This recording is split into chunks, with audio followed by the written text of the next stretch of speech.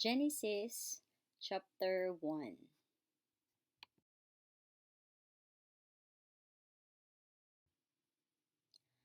Ang kasaysayan ng paglikha. Nang pasimula ay nilikha ng Diyos ang langit at ang lupa. Ang lupa ay walang hugis o anyo. Dilim ang bumabalot sa kalaliman at kumikilos ang Espiritu ng Diyos sa ibabaw ng tubig. Sinabi ng Diyos, magkaroon ng liwanag, at nagkaroon nga. Nasiyahan ang Diyos nang ito'y mamasdan. Pinagbukod niya ang liwanag at ang dilim. Ang liwanag ay tinawag niyang araw, at ang dilim naman ay tinawag na gabi. Lumipas ang gabi, at sumapit ang umaga. Iyon ang unang araw. Sinabi ng Diyos, magkaroon ng kalawakang maghahati sa tubig upang ito'y magkahiwalay. At nangyari ito. Ginawa ng Diyos na pumagitan ang kalawakan sa tubig na nasa itaas at sa tubig na nasa ibaba. Langit ang itinawag niya sa kalawakan. Lumipas ang gabi at sumapit ang umaga. Iyon ang ikalawang araw. Sinabi ng Diyos, magsama-sama sa isang dako ang tubig sa silong ng langit upang lumitaw ang lupa. At nangyari nga ito. Tinawag niyang lupa ang tuyong bahagi at dagat naman ang nagsama-samang tubig.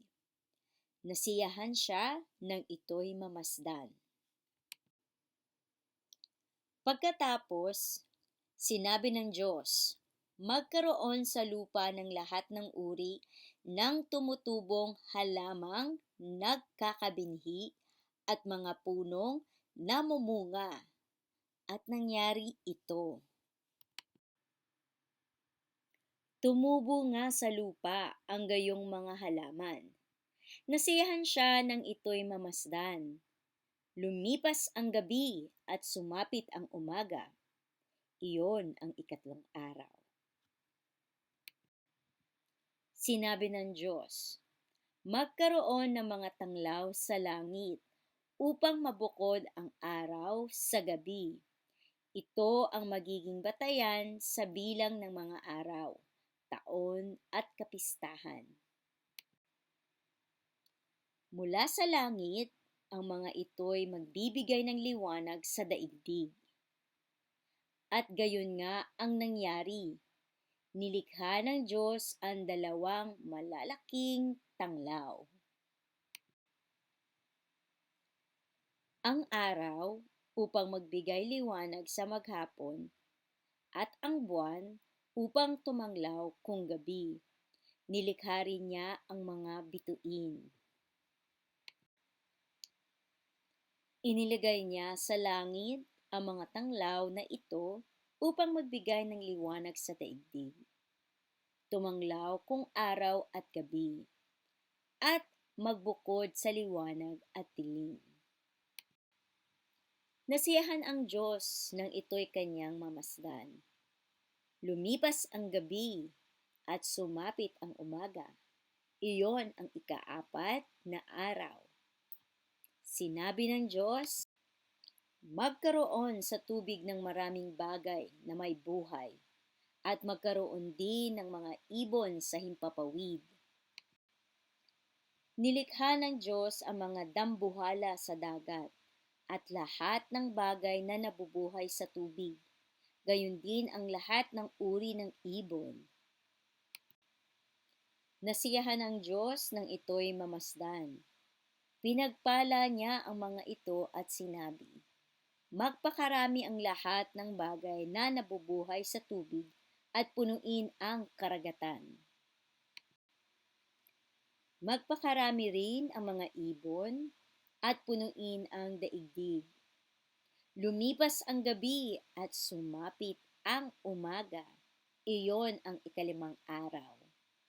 Sinabi ng Diyos, magkaroon ng lahat ng uri ng hayop sa lupa, maamo, maiilap, malalaki at maliliit. At gayon nga ang nangyari. Ginawa nga niya ang lahat ng ito at nasiyahan siya nang ito'y kanyang mamasdan. Pagkatapos, sinabi ng Diyos, ngayon, likhain natin ang tao ayon sa ating larawan, ayon sa ating wangis. Sila ang mamamahala sa mga isda, sa mga ibon sa himpapawid, at sa lahat ng hayop, maging maamo o mailap, malaki o maliit. Nilalangan ng Diyos ang tao ayon sa kanyang larawan. Sila'y kanyang nilalang na isang lalaki at isang babae. At sila'y pinagpala niya.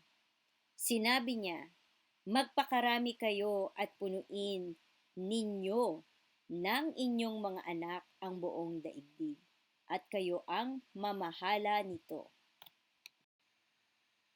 Binigyan ko kayo ng kapangyarihan sa mga isda sa tubig, sa mga ibon sa himpapawid, at sa lahat ng mga hayop na nasa ibabaw ng lupa.